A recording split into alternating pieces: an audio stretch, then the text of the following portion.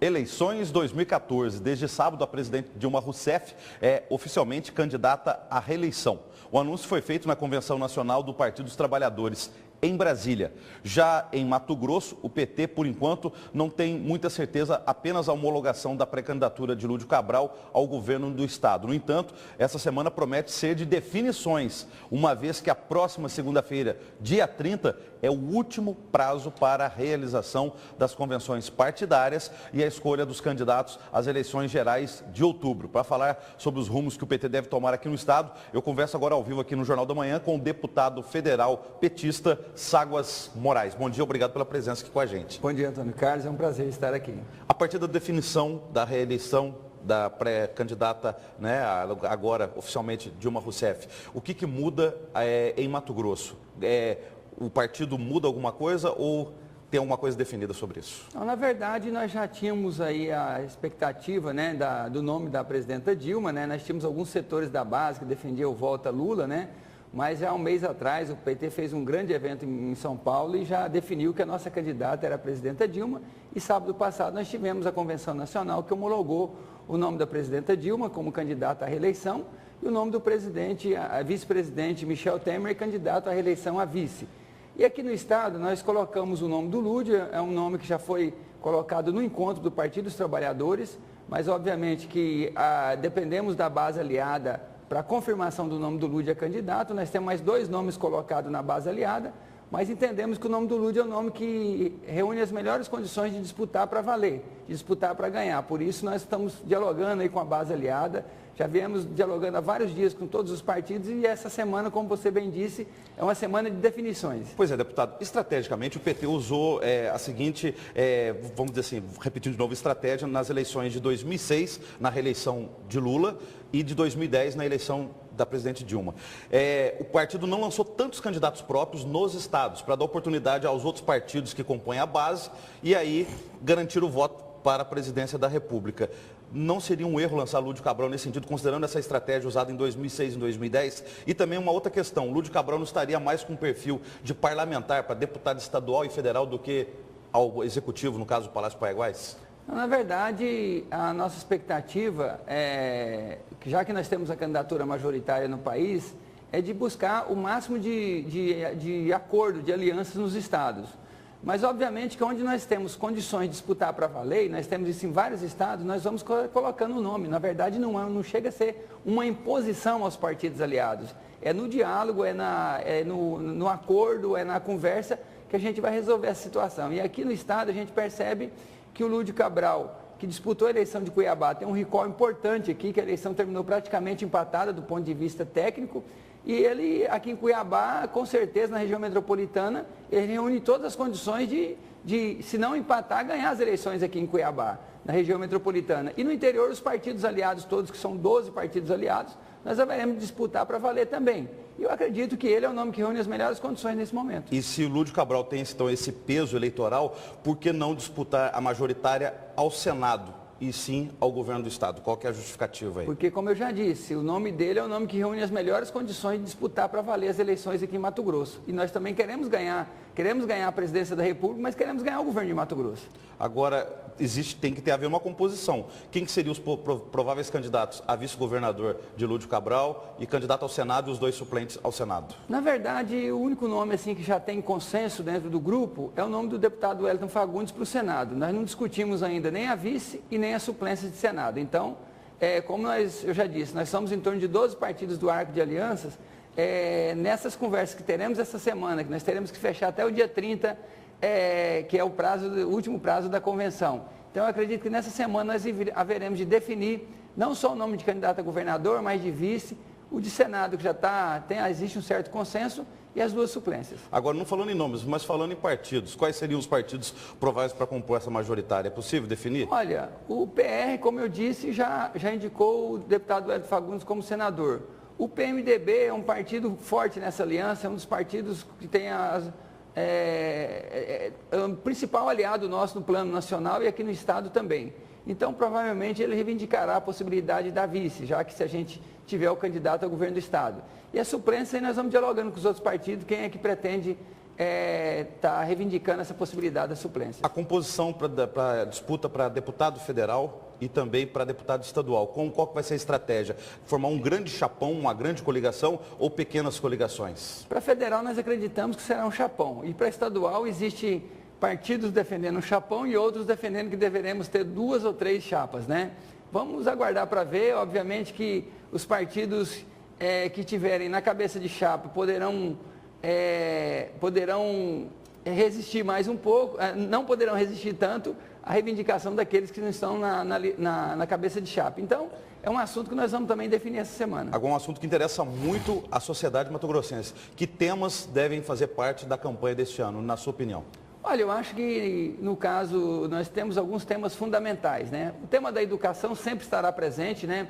Nós tivemos aprovação esse ano no Congresso Nacional do PNE, que é o Plano Nacional de Educação, que passou lá por 4 anos, mas finalmente foi aprovado, 3 anos e meio na verdade, que é um plano que mudará significativamente os rumos da educação no nosso país. Então, esse para mim é o projeto mais importante votado nessa legislatura, nesses últimos 4 anos na Câmara dos Deputados. Prevê ampliar de 5,3% para 10% do PIB os recursos para a educação, prevê escola de tempo integral, prevê a criação de uma carreira para os profissionais da educação no Brasil todo, que hoje não existe, são poucos estados e poucos municípios que têm plano de carreira, como é o caso de Mato Grosso, que existe o plano de carreira. Enfim, então a educação é um tema que será sempre presente. A questão da segurança pública é outro tema importante que deveremos tratar de uma forma geral nesse país. E outro tema fundamental é a questão da saúde. Então, eu vejo que a população, nós observamos que a parte de infraestrutura do Estado, aos poucos a gente está avançando, as rodovias federais estão todas sendo duplicadas, já tem muitos avanços nesse sentido, e a questão da logística ainda é fundamental, porque nós somos um Estado produtor, então a questão da logística ainda estará sempre presente até que a gente resolva a questão das ferrovias e a questão da duplicação das rodovias para o escoamento da produção. Houve-se aí nos bastidores da política que essa eleição possa ser um pouco plebiscitária em Mato Grosso.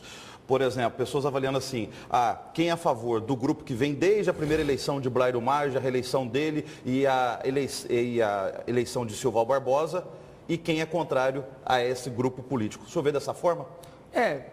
Levando em consideração que nós teremos 2 candidaturas polarizadas, uma da base do governo e a outra de oposição, eu acredito que ela passará mais ou menos por isso. Obviamente que quem está no governo tem a possibilidade de mostrar todos os avanços que tiveram no estado de Mato Grosso desse ano, e a oposição tentará apresentar suas propostas. A gente espera que seja uma campanha propositiva, não uma campanha de ódio, né, como a gente está percebendo na campanha majoritária nacional, que a oposição está pregando mais o ódio, mas não tem apresentado propostas. Nós queremos debater programa de governo, nós queremos debater o futuro do nosso país, nós queremos debater o que é melhor para o Mato Grosso e o que é melhor para o nosso país. Nós não queremos, a população não quer escutar briga de políticos numa campanha eleitoral. A população quer saber aquilo que vai melhorar a sua vida.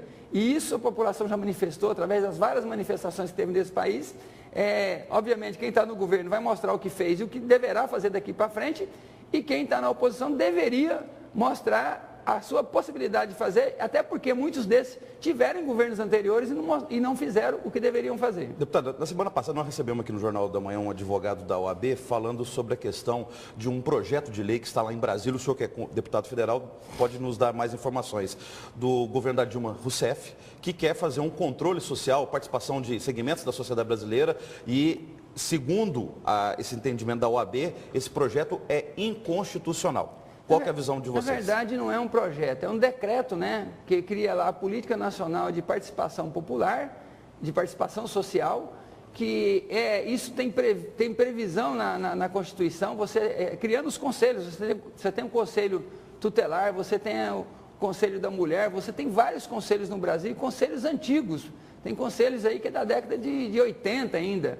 Então, na verdade, como se trata de regulamentação da criação de conselhos, e aí isso deve ser feito por decreto, que é o expediente que se usa do Executivo para regulamentar determinadas ações do Executivo, mas aí a oposição arrepiou com tudo isso apresentou um decreto legislativo para derrubar esse decreto da Presidência da República e dizendo que minimamente teria que ser através de medida provisória ou através de um projeto de lei. Na verdade, na Constituição já tem previsão de você garantir a participação popular. Então, na verdade, quando você vai regulamentar um artigo da Constituição, você vai regulamentar um artigo já existente, é através de decreto quando se trata do Executivo. Mas não tem nada de inconstitucional, o que garante é a participação da população nos vários fóruns do debate, porque nós temos hoje uma democracia representativa, mas precisamos da democracia participativa. A população, ela precisa de participar, de ajudar a definir os rumos do nosso país, da nossa cidade e do nosso bairro. Então, o Partido dos Trabalhadores, que tem uma prática de orçamento participativo, eu quando fui prefeito de Juína por 6 anos, nós implantamos o orçamento participativo. Nós tínhamos vários conselhos em que a população participava e ajudava a decidir. Isso é muito bom para o gestor, porque garante com que a população se envolva com o dia a dia da gestão, e é muito bom para a população que ajuda a mudar os rumos de uma determinada política que você, como gestor, pensava que era de um jeito. Quem sabe o problema no bairro tal é quem mora no bairro. O gestor que não mora no bairro, um prefeito na cidade como Cuiabá, que é uma capital, ele tem uma noção de toda a cidade. Ele obrigatoriamente tem que saber de todas as necessidades de uma cidade, da cidade. Mas o problema do bairro Jardim Florianópolis, do Jardim Vitória, do Parque Cuiabá, da área central, você sabe realmente o que é problema quem mora lá. Agora, nós tivemos, por exemplo, num bairro em Juína, que uma população escolheu lá que queria uma praça com espaço para lazer. E não tinha asfalto no bairro ainda. Aí alguém da nossa gestão, alguém depois falou, poxa, em vez deles escolherem asfalto, escolherem uma outra coisa, foram escolher a praça. Mas eles sentiam que lá precisava, através de uma assembleia que teve no bairro, eles sentiam que a coisa mais importante para eles era a praça. Então é isso que a gente tem que saber, através desses mecanismos de participação popular, que a população vai ajudar a decidir os rumos do nosso país, os rumos da nossa cidade e os rumos do nosso bairro. Então, infelizmente, a oposição que não tenha muita a prática da participação popular reclamou, e isso criou todo um debate nacional, mas obviamente que nós pretendemos travar esse debate agora num período eleitoral, e depois nós precisamos aí de um plebiscito para fazer a reforma política, e obviamente que esse tema estará dentro desse plebiscito, dentro desse debate da reforma política também. Obrigado.